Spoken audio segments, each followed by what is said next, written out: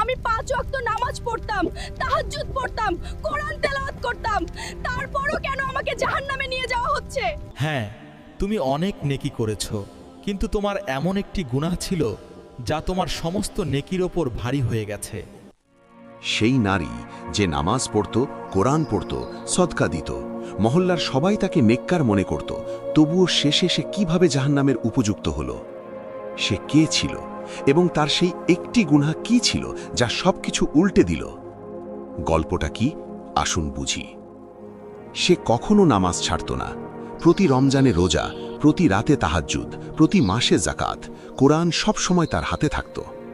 কিন্তু আল্লাহ সুবহানাহু ওয়া তাআলা বাহ্যিক ইবাদত দিয়ে বিচার করেন না। তিনি অন্তর এবং চরিত্র দেখেন। আর তার ইবাদতের নিচে এমন একটি গুনাহ লুকিয়েছিল যা তার সারা জীবনের নেকি পুড়িয়ে ছাই করে দিয়েছিল। সে তার স্বামীর সাথে খারাপ আচরণ করত, তাকে খোঁটা দিত, তার উপর রাগ করত, তাকে ছোট করে দেখাত। তিক্ত বাক্য, কঠোর শব্দ, আঘাত দেওয়ার মতো কথা। সে কোরআন পড়ত আর সেই একই মুখ দিয়ে নিজের স্বামীর হৃদয় ভেঙে দিত। সে ভাবত যে তাহাজ্জুদের নামাজ তাকে বাঁচিয়ে নেবে, রোজা তার ঢাল হয়ে দাঁড়াবে, সদকা তার গুনাহ ধুয়ে ফেলবে। কিন্তু সে ভুলে গিয়েছিল যে হৃদয় ভেঙে দেওয়া ভাষা সব কিছু ধ্বংস করে দেয়।